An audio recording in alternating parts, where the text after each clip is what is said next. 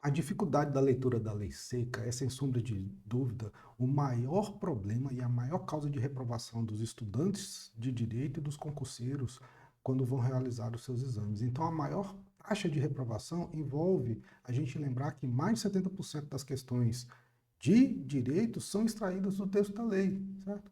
E o aluno insiste em não dominar a leitura dessa lei, ok? Certo? Se você quer mudar essa situação e não fazer parte dessa estatística, vem comigo que eu vou te ajudar a resolver esse problemão. Mas lembre-se, fique comigo que até ao final desse vídeo eu vou te passar uma informação extremamente importante para a sua vida profissional, o seu dia a dia enquanto profissional de direito e a necessidade de você dominar a lei seca.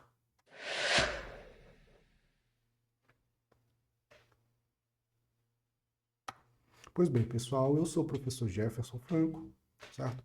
Você está aqui comigo para estudar diversos ramos do direito e o objetivo da aula de hoje é discutir um pouco essa relação da leitura da lei seca. Eu vou ler a lei seca junto com vocês, é isso mesmo que eu vou fazer, tá? Eu sou professor desde 2012, tá? Também sou servidor público da Justiça Federal desde 2005 e ao longo desses anos todos eu observei como é importante a gente ter o domínio da lei seca, mas muitos alunos negligenciam esse estudo detalhado dessa lei, certo? Mas vamos lá, vamos entender adequadamente como é que fica essa relação. Vamos começar aqui, que o meu objetivo agora é ajudar você a adquirir um hábito diferente com a leitura da lei seca para solucionar tanto o seu problema em ser aprovado no exame da ordem ou algum concurso e também para a sua vida profissional. Chega de enrolação, vamos estudar o nosso Código Penal. Certo? Então, iniciando aqui esse grande projeto de fazer essa leitura da lei junto com vocês, eu peguei aqui para começar com o Código Penal. Será uma série de vídeos envolvendo o Código Penal, lendo junto com vocês, certo? Olha só, vamos começar então. Parte geral, título 1 da aplicação da lei penal. Anterioridade da lei. O artigo 1º, não há crime sem lei anterior que defina, não há pena sem prévia cominação legal, certo? O que a gente tem aqui no campo doutrinário para esse artigo? Esse artigo ele trata de dois grandes princípios, o princípio da anterioridade e o princípio da reserva legal ou estrita legalidade. O princípio da anterioridade ele é claro ao falar que a existência de um crime só pode ocorrer caso exista uma lei anterior ao fato a ser praticado, a uma conduta, um fato escolhido pelo legislador para ser classificado como um crime. Então, para que eu tenha a definição de um crime, eu só posso ter essa definição por meio de uma lei. Então, essa lei precisa ser anterior à prática do fato. Então, o que o artigo 1º está trazendo para a gente? O princípio da anterioridade. Eu preciso ter uma lei anterior que determina a existência jurídica de um crime, certo? Olha só, e essa lei ela só pode ser aplicada, pessoal, depois da sua entrada em vigor. Antes disso, não há falar em aplicação da lei. Ou seja, durante o período da vacatio legis, eu não posso aplicar a lei a um fato que tenha ocorrido nesse período, certo? Para o direito penal, o princípio da anterioridade significa que há necessidade de ser aplicada a lei somente após a sua entrada em vigor. Tá? Este artigo também, ele ainda fala do princípio da reserva legal, ou estrita legalidade. Olha só o que é isso. A reserva legal significa que essa lei anterior para que vai definir um crime, ela é exclusivamente a espécie normativa, lei definida pela Constituição, certo? Somente a lei é que vai criar o delito, crime, contravenção e combinar as penas. Para isso, a gente tem dois fundamentos, o fundamento jurídico e o fundamento político. O fundamento jurídico, ele vai ser aplicado para o legislador e também para o juiz. O legislador ele precisa observar a taxatividade, a certeza, uma determinação bem específica na definição do conteúdo desse fato jurídico e também da pena, certo? Para que não tenha uma margem de amplitude de interpretações equivocadas. Então, é papel do legislador garantir uma taxatividade, uma determinação bem específica. Isso é um fundamento jurídico dessa reserva legal que vai estar aplicada na lei. A outra perspectiva que a gente tem aqui ainda desse fundamento jurídico envolve o juiz aplicar a norma sem fazer juízos subjetivos que extrapolem a interpretação jurídica dela, tá? Essa taxatividade, essa determinação é específica, justamente advinda do princípio da reserva legal. Uma outra perspectiva que a gente tem aqui também é justamente a gente lembrar o fundamento político. O fundamento político é lembrar que o Estado ele existe para garantir direitos ao cidadão, certo? É papel do Estado trabalhar na proteção do ser humano, porque a gente sabe que ao longo da história o Estado acabou sendo utilizou do seu poder, né, para, em vez de proteger o seu cidadão, praticar comportamentos extremamente abusivos com o ser humano, tá? Então, esse é o papel da estrita legalidade. Partindo além dessa perspectiva da estrita legalidade, olha só como é que a gente precisa interpretar. Como é que fica a relação da estrita legalidade e medida provisória, certo? Estrita legalidade, olha só, deve ser interpretada da seguinte forma: é exclusividade da lei, enquanto espécie normativa, definir o que é crime e o que é pena, certo? E medida provisória? Medida provisória, para o princípio da legalidade, seria uma espécie normativa prevista no artigo 59 da Constituição. Mas, por expressa disposição do artigo 62, parágrafo 1º, inciso 1A, linha B da Constituição, tem lá, é vedada a edição de medida provisória em matéria penal. Ele fala dessa forma, é vedado a aplicação da medida provisória em matéria penal. Tá, mas o Supremo Tribunal Federal já entendeu da possibilidade de se utilizar medida provisória para a matéria penal quando ela for benéfica ao réu, certo? Então, tá aqui uma aplicação interessante. Para criar crimes, contravenções ou combinar penas, eu só posso ter por meio de exclusividade da lei. Eu não posso utilizar outras espécies legislativas para isso, certo? Inclusive medida provisória. Não posso fazer isso por expressa disposição constitucional. Entretanto, é possível a gente aplicar medida provisória se for para beneficiar o réu, certo? E ainda assim, vamos fazer um paralelo aqui, o princípio da reserva legal, certo? E o princípio da legalidade, eles são princípios diferentes, certo? O que eu quero demonstrar aqui para a gente compreender melhor? Não há crime sem lei anterior que defina. Aqui essa palavra lei deve ser interpretada no sentido estrito, tá? No sentido estrito. Espécie normativa definida lá no artigo 59 da Constituição, precisamente a espécie normativa que cria, certo? Que nós utilizamos para criar um crime, uma contravenção ou definir uma pena, são as leis ordinárias, certo? Então, olha só, o princípio da reserva legal ele é diferente do princípio da legalidade. Reserva legal é justamente a gente usar a lei enquanto espécie legislativa. O princípio da legalidade ele é mais amplo, é a possibilidade da gente utilizá-lo para desenvolver outras espécies legislativas, como emenda à Constituição, as leis complementares, leis ordinárias, leis delegadas, né? Medidas provisórias, decretos legislativos e resoluções. Para fins de criar crime e combinar pena, eu não posso utilizar todas essas espécies aqui. A utilização dessas espécies aqui, de uma forma geral, é o princípio da legalidade. Mas aqui nós estamos tratando do princípio da reserva legal. O direito penal é mais restrito nessa perspectiva. Reserva legal, eu só posso utilizar lei em sentido estrito para criar crime e combinar pena, certo? É óbvio, então, aqui, eu até separei aqui que há determinadas situações que a gente pode até ter aí casos de lei complementares e lei ordinária, certo? Mas, por regra geral, é a lei ordinária que veicula a criação de crime e combinação de pena, certo? Eu não posso utilizar medida provisória, emenda à Constituição não serve para isso, certo? Eu não posso utilizar lei delegada, porque lei delegada, ela não pode tratar de direitos individuais, certo? E o direito penal está vinculado a direitos individuais diretamente, então eu não posso utilizá-lo. Medida provisória tem expressa disposição, certo? E não cabe utilizar decreto legislativo e resoluções, porque são instrumentos jurídicos, são espécies legislativas que regulamentam a atividade do Congresso Nacional, tanto do Senado e da Câmara, enquanto instrumentos legislativos para auxiliar a atuação do poder legislativo no Brasil, certo? Então tá aí. Entendemos, então, o aspecto doutrinário do que é isso. Não há crime sem lei anterior que defina, não há pena sem prévia combinação legal. Jurisprudência tem uma coisa interessante aqui. Ó, o STF ele trouxe ali para a gente no recurso ordinário em habeas corpus, né? 117.566, o relator foi o ministro Luiz Fux, ele reconheceu o uso de medida provisória na esfera penal para beneficiar o agente, que foi o exemplo que eu coloquei ali na doutrina para vocês, está aqui a jurisprudência demonstrando essa relação. Uma outra coisa interessantíssima que a gente tem aqui, olha só, o habeas corpus 92.010, né? O relator, o ministro Napoleão Nunes Maia Filho, já tem um certo tempo que a gente tem esse julgado aí, né? O princípio da reserva legal, atua como expressiva limitação constitucional ao aplicador judicial da lei. Olha só o que ele está trazendo aqui para a gente. Juiz, magistrado, você não tem liberdade para sair aplicando o direito da forma que você entende, não. Você precisa respeitar o princípio da reserva legal, certo? E aí nós tivemos essa perspectiva aqui do Poder Judiciário trazendo essa afirmação na sua jurisprudência para a obediência do princípio da reserva legal.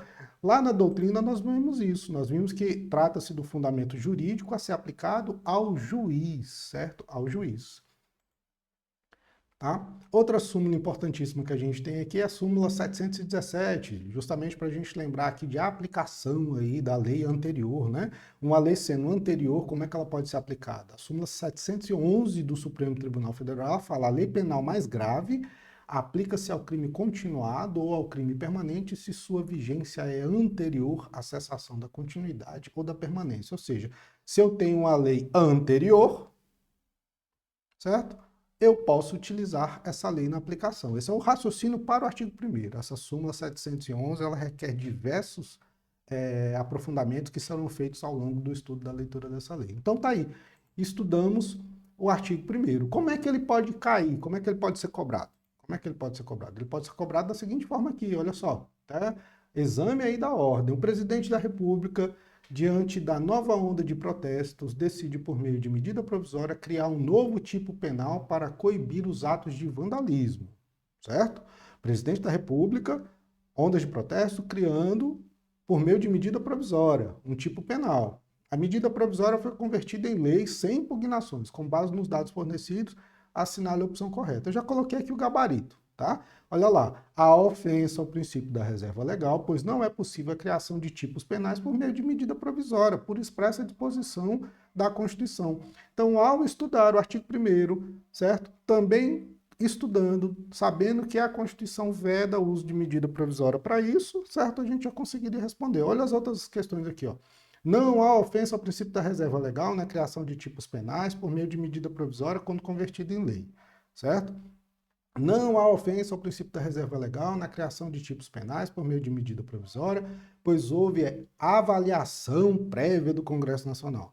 Há ofensa ao princípio da reserva legal, pois não cabe ao presidente da República a iniciativa de lei em matéria penal. Não tem nada a ver as outras coisas, né? Certo? A gente tem aí expressa disposição.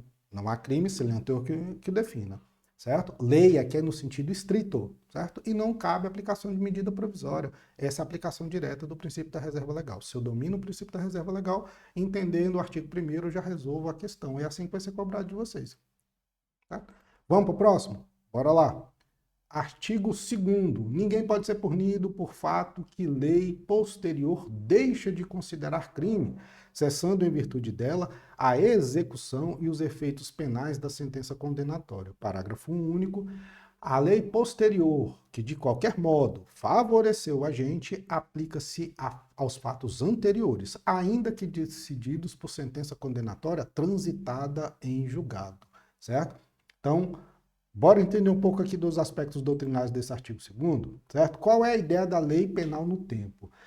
Eu preciso compreender, assim, com a lei, até quando, até onde ela produz os seus efeitos, certo? Essa primeira perspectiva do estudo da lei penal no tempo. Até quando uma determinada lei produz os seus efeitos, se eu não tenho que aplicar alguma outra lei àquele fato, naquele determinado momento, ou se essa lei deixou o ordenamento jurídico, tá? Então, isso que envolve lei penal no tempo, tá? Até quando eu aplico os efeitos dela, tem alguma outra lei para ser aplicada, ela já deixou de existir no ordenamento jurídico. Isso aqui, como regra, pessoal, muito cuidado aqui. Isso é pouco falado no dia a dia da gente, né? Que é o princípio da continuidade das leis. Essa aqui é a regra dentro do direito. Dentro do direito penal, eu preciso observar que uma vez uma lei entrando em vigor, certo?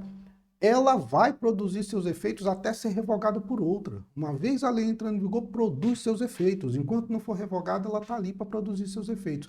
Este é o princípio da continuidade das leis, tá? Certo? Nós temos exceções aqui, logo aprofundaremos nelas, que são as leis excepcionais e temporárias. Essas leis aqui, elas são autorrevogáveis, elas não precisarão de outras leis para revogá-las, tá bom? Certo? Então, o que a gente tem dentro dessa perspectiva do princípio da continuidade das leis? É um outro princípio, tempus regi actum, ou seja, eu devo aplicar a lei vigente, que estava vigente naquele momento, quando da prática do fato típico. Tendo um fato típico, eu verifico qual a lei que está vigente nesse momento e vou lá e aplico aquela lei diretamente, certo? Tá. Qual o fenômeno, então, que a gente pode ter para eliminar os efeitos dessa lei do ordenamento jurídico? É a denominada revogação. Revogação é quando eu retiro a validade e obrigatoriedade de uma lei, certo? E como é que eu faço isso? Por meio de uma outra lei, tá? Então, quem é que faz a lei dentro do ordenamento jurídico brasileiro? Poder legislativo, certo? Outra coisa que a gente precisa lembrar urgentemente, costumes e decisões judiciais não promovem revogação, certo? A revogação é um ato exclusivo do Poder Legislativo. O alcance da revogação, ele pode ser total ou, certo? Ele pode ser total ou parcial, certo? Quando a gente revoga uma lei toda, a gente está diante da chamada abrogação. Quando a gente derroga uma parte, um artigo, um inciso, uma linha, só um pedaço da lei, nós estamos diante da denominada derrogação, certo?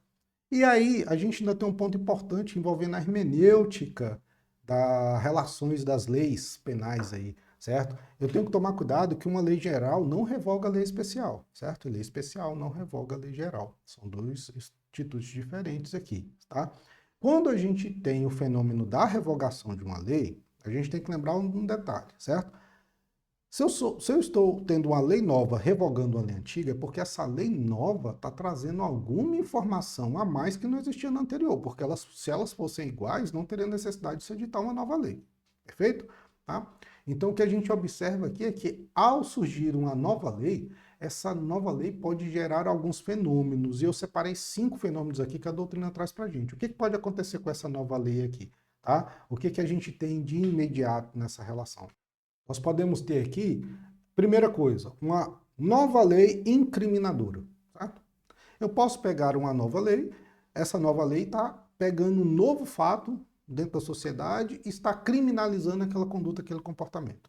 Essa nova lei, ela acaba se tornando mais gravosa, certo? Ela vai trazer prejuízo para a parte, para o réu, certo? Nessa perspectiva, a gente tem que verificar que há diplomas, normas jurídicas falando que uma lei mais grave, ela não pode retroagir para prejudicar o réu, tá? Então, não há retroatividade de uma lei se ela for mais gravosa, certo?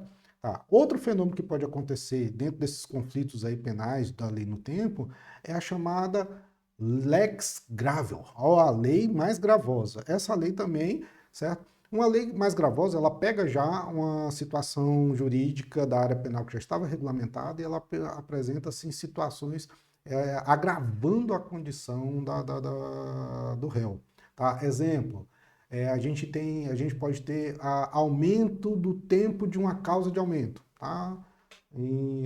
Ou aumentar o prazo para que a pessoa possa regredir dentro do cumprimento de pena, para sair do regime fechado para ir para o semiaberto, certo? Ah, teria que cumprir um sexto de pena, agora eu vou colocar para ele cumprir 2/5 da pena, 2/3 e assim por diante. Eu vou criar prazos que se tornem mais gravosos ali aquela situação. Repara que não é uma lei nova incriminadora, é uma lei que está tornando mais grave uma condição jurídica. Essa lei mais grave também não pode retroagir para prejudicar o réu, certo? E aí a gente tem uma terceira situação. Eu posso ter uma revogação, tá, por uma lei, e essa revogação promover a chamada abolitio criminis, ou seja, a retirada do ordenamento jurídico de um crime, certo? Eu vou eliminar aquilo. Aí, nesse caso, repare, se eu estou pegando um fato e falando que ele não é mais crime, isso aqui tem que retroagir para beneficiar o réu, porque essa lei é extremamente benéfica.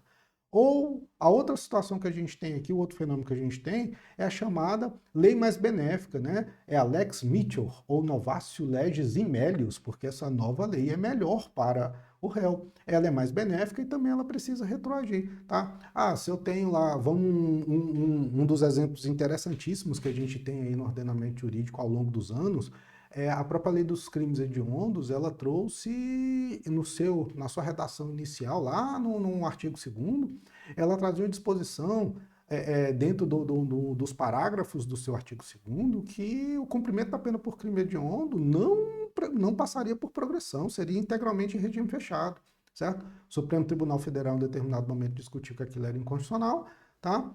E aí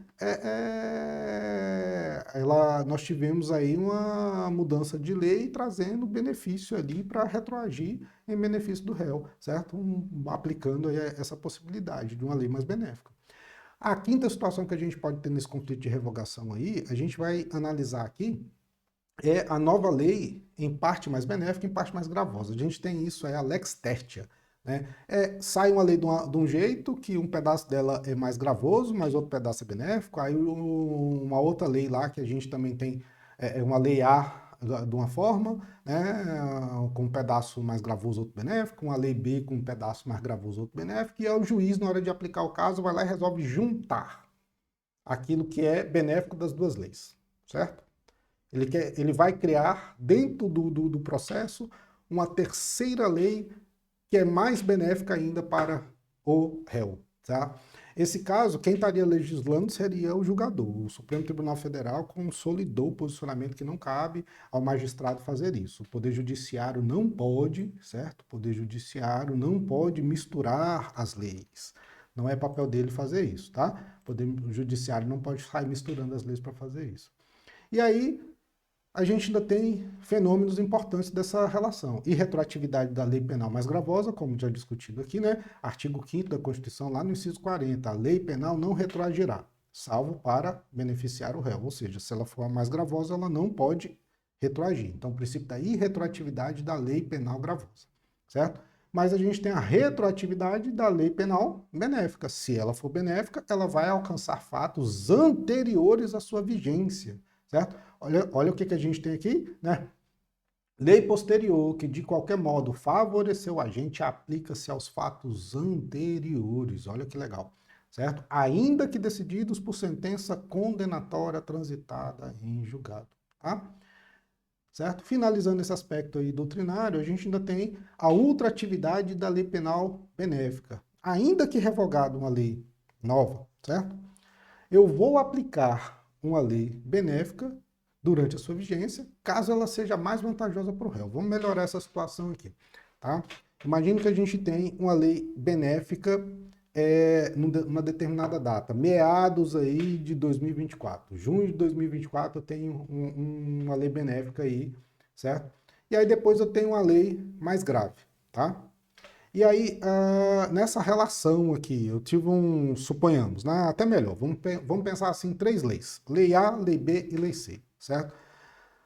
Lei A determinava um crime com a pena de 20 anos de reclusão, certo? Durante a vigência da Lei A, certo?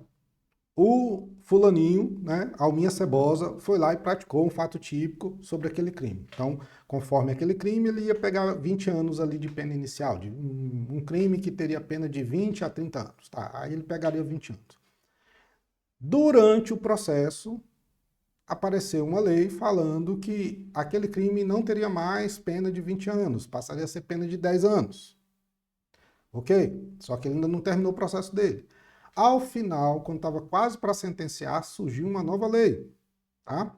Falando que aquele crime agora não seria mais, né, de 10 anos apenas, seria de 25. Então, repare, nós tivemos aí uma lei que falava que o crime era de 20 anos, aí tem uma lei benéfica no meio falando que a pena inicial seria de 10 anos, e depois vem uma lei mais grave falando que era de 25 anos a pena inicial. Perfeito? Tá? Só que repara, o fulano praticou o crime na vigência da Lei A, que o crime ia aplicar pena para ele de 20 anos. Só que no meio disso, nós tivemos uma lei penal falando que esse crime inicial teria pena de 10 anos, ou seja, ela se tornou mais benéfica para o agente. Quando da sentença, já estava vigorando uma outra lei, muito mais grave, certo? Muito mais grave. Esse fenômeno, então, vai fazer com que o magistrado aplique a Lei B, porque ela tem ultratividade. Embora ela teria sido revogada, ela se tornou mais benéfica para o réu naquele momento, certo? E como ele praticou o fato antes dessa última lei mais gravosa, que seria de 25 anos, eu não posso retroagir com a lei mais gravosa para prejudicá-lo, tá? Esses são os fenômenos que a gente tem aqui na doutrina. A gente tem alguns detalhes aqui da jurisprudência, certo? Mas um aspecto importante que eu quero trazer para vocês aqui da jurisprudência, mais uma vez, envolve a súmula 711, certo? Que é lembrando de que a lei penal mais grave aplica-se ao crime continuado ou ao crime permanente se sua vigência é anterior à cessação da continuidade ou da permanência. Outra perspectiva interessante aqui dessa relação, a gente tem aqui a possibilidade, o tema 59 do STF aqui em repercussão geral, progressão de regime em crimes hediondos cometidos antes da vigência da Lei 11.464 de 2007. Era o que eu expliquei agorinha, certo? Na redação inicial da Lei dos Crimes Hediondos, ela trazia em seu artigo 2º, certo? Uma determinação que não caberia aplicação de progressão para quem praticasse crime hediondo, tá? Ele iria cumprir o crime, cumprir a sua pena em regime fechado integralmente. Aí o Supremo, por meio desse julgado aqui, certo? Ele entendeu que era um pouco grave essa situação. A gente não poderia aplicar de forma exacerbada essa relação, que aquele artigo era inconstitucional. Certo? Ao declarar a inconstitucionalidade lá do artigo da Lei dos Crimes Hediondos, passou-se a aplicar a redação da Lei de Execução Penal. Na época, a Lei de Execução Penal, ela trazia que bastaria você cumprir 1/6 da pena para ter início à progressão, certo? Então, o que o Supremo decidiu aqui nesse tema, né? Certo? Que a Lei 11.464, 2007, majorou o tempo necessário para a progressão do cumprimento da pena. O que a lei fez? Olha só. A lei foi lá e falou que se o indivíduo era primário, a gente iria aplicar 2/5 da pena dele para ele progredir. Não ia aplicar, certo? A lei de execução que falaria que era só 1/6. E se ele fosse reincidente, era 3/5 de pena lá no crime hediondo. Então, houve uma majoração. Repara, eu tenho uma lei dos crimes hediondos falando que não deve ser, na sua redação original, falando que não pode ser aplicado progressão de pena, certo? Quem comete crime hediondo iria cumprir a pena toda em regime fechado. O Supremo vem e fala que é inconstitucional isso, certo? Se é inconstitucional, né, um dos efeitos da declaração de inconstitucionalidade é ter um efeito retroativo. Ao ter esse efeito retroativo, o que a gente verifica? Né? Eu preciso aplicar a lei de execução penal. A lei de execução penal fala que bastaria 1/6 do cumprimento da pena para iniciar a progressão, certo? Mas o legislador vem em 2007, né? E vai lá e fala, olha, não, a gente vai mudar o prazo, não pode ser só 1/6, porque o crime hediondo é um crime mais difícil, ele causa mais comoção social, então precisa ter um prazo maior. E ele trouxe esse prazo maior. E aí a gente vai lá e fala, olha só, a progressão de regime em crime hediondo cometido antes da vigência dessa lei, certo? Ele não vai ser aplicado ali 11.464 para essas situações que são anteriores, porque a 11.464 ela majorou o tempo necessário no cumprimento da pena. Se a gente volta aqui nos fenômenos envolvendo revogação, certo? A gente poderia falar que ela foi uma lei mais gravosa, ela seria a segunda opção aqui, ó, certo? Foi uma lei que agravou a condição, né, do réu.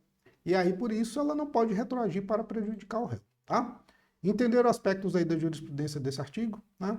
Agora, vamos partir aqui para a leitura novamente para a gente ver como é que fica claro. Olha lá, artigo 2º. Ninguém pode ser punido por fato que lei posterior deixa de considerar crime, cessando em virtude dela a execução e os efeitos penais da sentença, né? Ninguém pode ser punido por fato que lei posterior deixa de considerar crime. Isso aqui é o abolitio criminis, certo? É a situação maior do ordenamento jurídico penal, quando a gente tem uma lei tão benéfica que ela elimina do ordenamento jurídico aquela conduta típica. E aí a gente cessa a execução e os efeitos penais. Repara que não são os efeitos civis, tá? A cessação aqui é de efeitos penais, certo? Parágrafo único, lei posterior que de qualquer modo favorecer o agente, ou seja, é aquela novatio lex in melius, né? É aquela lei que é menos, ela acaba trazendo um benefício, ela não é gravosa, né? Ela é benéfica para o agente. E ao trazer esse benefício, ela também se aplica aos fatos anteriores, ainda que decidido por sentença condenatória transitada em julgado. Então, como é que isso aqui vai ser aplicado, cobrar de vocês? Bora lá para mais um exame aqui da ordem, mais uma questão da OAB, né? Abelardo pegou a filha de Geraldo na saída do colégio e a manteve sob seu poder durante 5 dias. liberando após ter sido cumprida a exigência de pagamento da quantia de R$100 mil. No terceiro dia do encarceramento, entrou em vigor uma nova lei que dobrou a pena aplicável ao crime de extorsão mediante sequestro. Repara, ele ficou com a filha do Geraldo aqui por 5 dias. Durante a prática dessa conduta delitiva, certo? No terceiro dia dela, entrou uma nova lei que agravou a pena, certo? Que agravou a pena pela extorsão mediante sequestro. O que fala então o gabarito? Sobre a aplicabilidade da lei nova ao caso, assinala a opção correta. O gabarito é assim, ó, é aplicável por força do princípio da continuidade das leis, certo? Por quê? Porque a gente tem que lembrar aqui um detalhe importante, pessoal. Eu já li aqui diversas vezes essa súmula e vou ler de novo. A lei penal mais grave aplica-se ao crime continuado ou ao crime permanente, se a sua vigência é anterior à cessação da continuidade ou da permanência. Quando a gente chega aqui nessa questão, repara, esse crime aqui, extorsão mediante sequestro, é um crime permanente. Ele é considerado pela doutrina e pela jurisprudência como um crime permanente. E estava acontecendo, certo? No terceiro dia ainda do sequestro aqui da filha do Geraldo, tá? Durante ainda a consumação desse crime aqui, a gente houve uma nova lei. E essa nova lei, ainda que seja mais grave, ela vai se aplicar ao crime permanente, tá? Princípio da continuidade das leis. Olha só o item A, porque ele está errado. É inaplicável por força do princípio da retroatividade da lei, certo? Não está retroagindo uma lei a um fato praticado anterior. Não é uma lei mais grave retroagindo a um fato anterior. O fato ainda está acontecendo. Então, princípio do tempus rege actum também. Se o fato está acontecendo, eu vou aplicar a lei vigente ao tempo da prática da conduta, tá? Que é a regra geral, o princípio da continuidade das leis, né? B, é aplicável por força do princípio da alternatividade da lei penal, certo? Nem entrei em detalhes sobre esse princípio aqui agora com vocês. É inaplicável por força do princípio da ubiquidade da lei penal. Não, esse princípio envolve outra perspectiva, certo? Que é lá no local do crime, como é que a gente considera o local do crime, que não é relacionado a essa situação aqui agora, tá? Outra forma como é que ela foi cobrada aqui pra gente, olha só que interessante, né? A família de Luiz procura você, como advogado, explicando que existe uma lei nova, mais benéfica, que se aplica ao caso do seu parente. Você, ao estudar o caso, descobriu que já havia transitado em julgado a condenação e que a lei era realmente mais benéfica, certo? Lei mais benéfica, ela se aplica ainda que tenha transitado em julgado? Sim, ó, expressa a disposição da lei, expressa a disposição da lei. Lei posterior, que de qualquer modo favoreceu a gente, aplica-se aos fatos anteriores, ainda que decididos por sentença condenatória transitada em julgado, tá? Então vamos retornar aqui à questão, né? Nessa hipótese, você deve propor ação de revisão criminal para que possa ser aplicada a lei mais benéfica, informar a família que, como existiu trânsito em julgado, a nova lei benéfica não se aplica. Isso aqui é extremamente afronta diretamente o texto legal, certo? E peticionar o juiz da vara de execuções penais requerendo a aplicação da nova lei mais benéfica, tá? Não preciso de entrar com ação de revisão criminal, não. Simples petição lá no processo na vara de execução penal já resolve esse negócio, né? Propor habeas corpus perante o Supremo Tribunal Federal, não, aqui é extrapolando. Repara que quando a gente passa a dominar adequadamente a letra da lei, as questões começam a ficar mais fáceis, certo? Bora lá para o artigo 3º, né? Vamos fechar aqui. Vamos lá para o artigo 3º. Lá no artigo 3º a gente trata aqui das chamadas leis excepcionais e leis temporárias, né? Ela tem as características interessantezinhas, né? A lei excepcional temporária, embora decorrido o período de sua duração ou cessadas as circunstâncias que a determinam, aplica-se ao fato praticado durante a sua vigência. Olha só, o que a gente tem aqui? O que é uma lei temporária e o que é uma lei excepcional? Lei temporária, ela tem vigência por prazo certo, tá? Ela tem uma certa data para o seu término. O próprio texto da lei já traz lá quando é que ela acaba, certo? Tá? Um dos grandes exemplos que a gente teve aqui no ordenamento jurídico brasileiro foi a questão da Lei 12.663 de 2012, que foi a nossa Lei Geral da Copa. Ela previu aí algumas figuras típicas penais que existiriam, certo? Essas figuras típicas, elas existiriam somente até 31/12/2014, tá? Então é uma espécie de lei temporária. Outra situação, então, que a gente tem aí é justamente esse ponto da lei excepcional. Lei temporária, ela tem prazo certo para acabar. Lei excepcional, ela cuida de situações de anormalidade que pode acontecer dentro da sociedade, né? Calamidade, guerra e etc. Então, a vigência da lei excepcional, ela depende dessas situações. Acabando essas situações, cessa imediatamente aí a lei excepcional, certo? Então, lei temporária, tempo certo. Lei excepcional, situação excepcional. Tá? Essa é a relação que a gente tem. Cessada essa anomalia, normalidade que a gente tem, a norma também deixa de produzir os seus efeitos. Então, ambas essas leis aqui, seja temporal ou excepcional, elas são autorrevogáveis, elas não precisam de uma nova lei para revogá-las, tá bom? Bastou finalizar o seu tempo ou a situação excepcional, automaticamente elas já param de produzir os efeitos.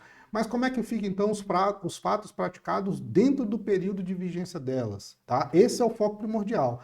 Essas duas leis têm ultratividade, ok? Certo? Vão ser aplicadas à situação, aos fatos que foram praticados durante o período de sua vigência. Uma vez existindo uma lei temporária, uma lei excepcional, eu vou aplicar elas ao fato praticado durante a vigência delas. Perfeito? Por quê? Porque aquela situação ali era uma anormalidade que foi regulamentada pelo Poder Legislativo em observância ao princípio da reserva legal. Por quê? Porque o Poder Legislativo entendeu que aquelas situações naquele período precisavam de um combate mais vigoroso para evitar injustiças sociais. Então, com o passar do tempo delas, se alguém praticou um fato dentro delas e a gente não aplica aquelas leis, seria como se a gente estivesse promovendo injustiça em prol da sociedade. Tá? Então, o indivíduo que praticou um crime sob a vigência de uma lei temporária ou excepcional, essa lei terá ultratividade, vai ser aplicada mesmo que a sentença seja em um momento bem posterior, tá bom? Certo? O que a jurisprudência tem desse caso? A jurisprudência tem um caso excelentíssimo aqui para a gente, que é a gente lembrar do Estatuto do Desarmamento, certo? O Estatuto do Desarmamento, ele teve algumas situações de lei temporária, da figura da temporalidade, abolício criminis temporária, aqui mais ou menos, uma lei temporária dentro dessa perspectiva, tá? O que aconteceu? Com o Estatuto do Desarmamento, nós tivemos aí um período em que os artigos 30 e 32 da Lei do Estatuto do Desarmamento, ele tornou atípica a conduta da posse ilegal de arma de fogo de uso restrito. Ela autorizava a pessoa ou procurar, né, os órgãos necessários para regularizar a posse daquela arma ou entregar aquela arma para a sociedade, certo? Lá para o órgão público para poder solucionar essa conduta atípica, a conduta típica que no momento estava sendo considerada atípica por expressa disposição legal, certo? E aí, o que aconteceu? Nós tivemos sucessivas leis e medidas provisórias que foram ampliando esse prazo. E entre uma medida provisória ou outra, nós tivemos prazos assim. A lei falando que ela ia conceder um prazo para que não fosse considerado crime, para que a pessoa procurasse os órgãos públicos necessários para regularizar a situação. Depois daquele prazo, ficou um período que voltou a lei a ter vigência, ou seja, o crime de posse irregular de arma de fogo passou a ter vigência novamente. Aí depois veio outra medida provisória lá, convertida em lei, que colocou um outro prazo, e assim aconteceu fazendo com as 2, 3 medidas provisórias nessa situação. Mas o importante é o seguinte, né? Qual era o argumento dos doutrinadores, qual era o argumento dos juristas na defesa dos seus jurisdicionados? Eles queriam alegar que, uma vez a nova medida provisória, quando ela concedia um novo prazo, ela estaria criando um abolício crimes. Então, o período ali que ele não regulamentou, ela era mais benéfica e teria que retroagir, tá? O Supremo entendeu que essas medidas provisórias, elas tinham essa natureza temporária. E como era temporária, ela vai se aplicar somente àquela condição daquele prazo, ela tem ultratividade. O período que ela não cuidou daquilo, que ela não regulamentou, o crime de posse irregular estava vigente, era figura típica e deveria ser aplicado, certo? Tá aí. Como é que isso pode ser cobrado de vocês? Né? Olha lá, pegamos aqui uma situação, né? Em razão do aumento do número de crimes de dano qualificado contra o patrimônio da União, pena de 6 meses a 3 anos de multa, foi editada uma lei que passou a prever que entre 20 de agosto de 2015 a 31 de dezembro de 2015, tal delito aí passaria a ter pena de 2 a 5 anos de detenção. Ou seja, a gente está pegando uma pena de 6 meses a 3 anos e aumentando aí, né, certo? De 2 a 5 anos. Então, é a lei mais gravosa, né? A lei mais gravosa. Lei mais gravosa dentro de um determinado período, né, de 20 de agosto de 2015 a 31 de dezembro de 2015. Então ela tem um prazo determinado, lei temporária, certo? Tá? João, em 20 de dezembro de 2015, olha só, pertinho do final do prazo da vigência da lei temporária, que é até 31 de dezembro. 20 de dezembro de 2015, destrói dolosamente o bem de propriedade da União, razão pela qual foi denunciado em 8 de janeiro de 2016. Quando ele foi denunciado, já não estava mais em vigência a lei temporária, mas repara, ele praticou um fato dentro do período da lei temporária, tá? Como é que a gente resolve isso? Considerando a hipótese narrada, no momento do julgamento, em março de 2016, deverá ser considerada, em caso de condenação, a pena de 6 meses a 3 anos, pois a Constituição prevê o princípio da retroatividade da lei penal mais benéfica, certo? Tá, isso aqui é a regra, mas a gente está diante de uma situação de exceção. De 2 a 5 anos de detenção, pois a lei temporária tem ultraatividade gravosa, tá? Esse é o gabarito aí, certo? De 6 meses a 3 anos, pois aplica-se o princípio do tempus regi actum. Não, tempus regi actum aqui no caso, ele praticou justamente durante o período da lei mais gravosa, né? Uma lei temporária gravosa, tá? Certo? Aqui não está tão adequado, não está 100% correto, mas também não estaria 100% errado aqui. Mas a questão é que o erro da questão envolveria também a pena, né? De 6 meses a 3 anos, né? No tempo do que ocorreu, não era de 6 a 3 anos, era de 2 a 15, 2 a 5, certo? E de 2 a 5 anos de detenção, pois a lei excepcional tem outra atividade gravosa. Olha só, quem não estudou aqui com o professor Jefferson, não vai lembrar na hora da prova a diferença de lei excepcional para a lei temporária. A lei temporária tem prazo certo, a questão trouxe prazo certo, então eu sei que é lei temporária, certo? Certo? Desculpem. Vou tomar uma aguinha, né? Falando direto há mais de 30 minutos, né? Já estamos aí inteirando 40 minutos.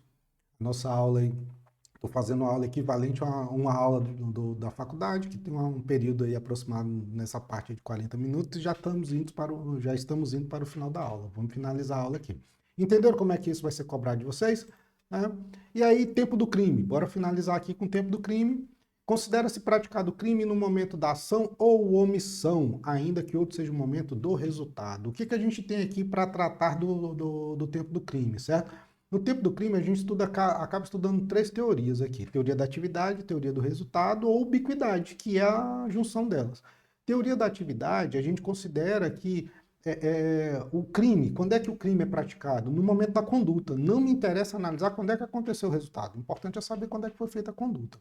Teoria do resultado. O crime é praticado quando da ocorrência da consumação, lá do resultado. E para a gente não importaria quando é que teria sido a conduta, certo? Essas são as 3 teorias que a gente tem. Na teoria da ubiquidade a gente faz uma junção assim. O crime é praticado tanto no momento da conduta quanto no momento do resultado, tá?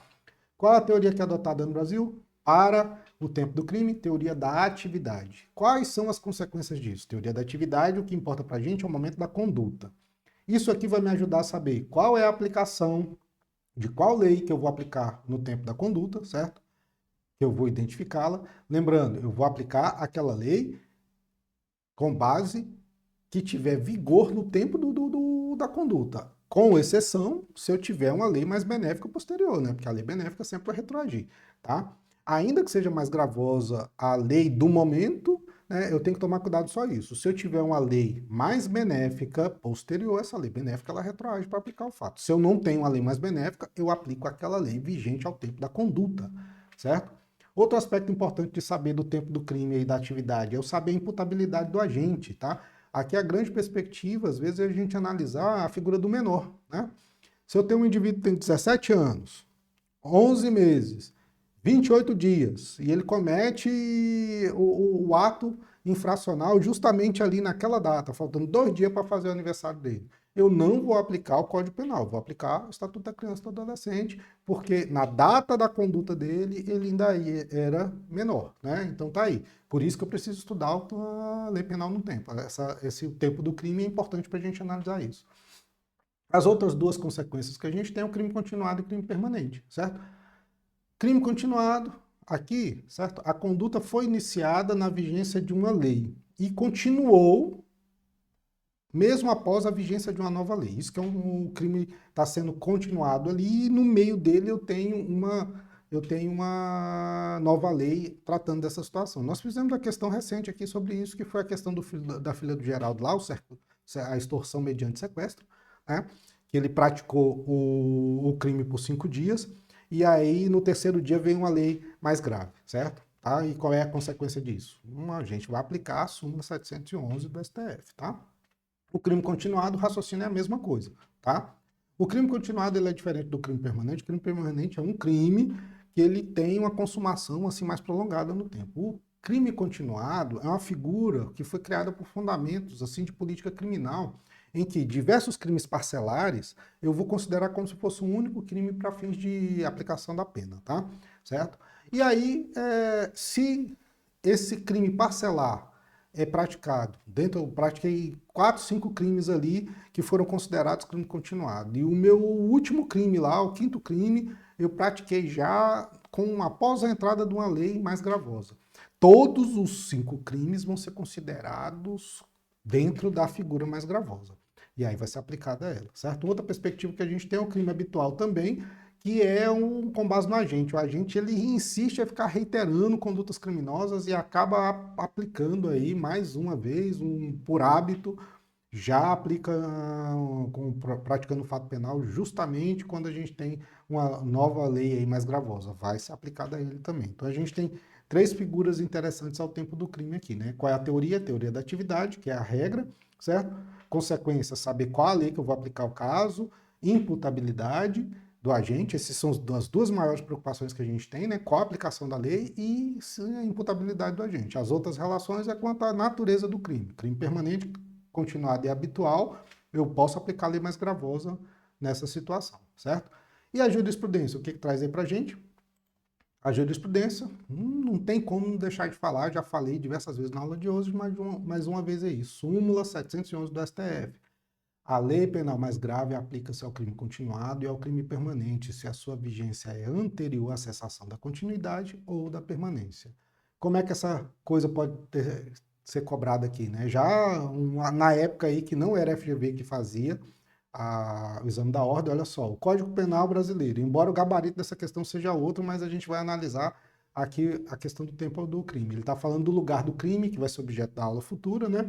Quanto ao lugar do crime, o CP adotou a teoria da ubiquidade, isso mesmo, mas aqui a gente viu que a gente está falando de tempo do crime, né? Então, tempo do crime é a teoria adotada, a teoria da atividade. Aonde que está isso aqui, pessoal? Só quero mostrar para vocês. Olha só, vamos analisar C e D, então. Quanto ao tempo do crime, adotou a teoria mista da ubiquidade. Errado, a gente viu que não, né? Quanto ao tempo do crime, adotou a teoria do resultado. Também não. Então, essas duas situações aqui, elas estão erradas à luz da doutrina, certo? À luz da doutrina. Para quem ficou comigo até o final, certo? Para quem ficou aqui comigo até o final, eu quero falar só de um detalhe da importância do estudo da lei para a sua prática do dia a dia, certo? No dia a dia de trabalho, a maioria das nossas, repara que a gente trabalha elaborando, no meu caso, eu sou servidor público da Justiça Federal desde 2005 e ao elaborar despachos, decisões, sentenças para os juízes com quem eu trabalhei, certo? O foco primordial da nossa elaboração, ela tem que ser objetiva, técnica. Como são peças técnicas, essas peças não podem ficar trazendo coisas óbvias do direito. A gente não tem que ficar explicando dentro desse tipo de peça o que são instrumentos básicos do direito. A necessidade doutrinária de se discutir o instituto jurídico, ela é muito mais importante nos tribunais superiores, porque lá a gente precisa, às vezes, clarear, definir um novo conceito de um determinado direito que não está tão claro no ordenamento jurídico. E aí, lá nos tribunais superiores, STJ, STF, eu preciso trazer evolução doutrinária para demonstrar que aquele conceito jurídico até então não existia no ordenamento jurídico ou estava sendo aplicado de uma forma completamente equivocada. No dia a dia, 90% do nosso trabalho é diferente, pessoal.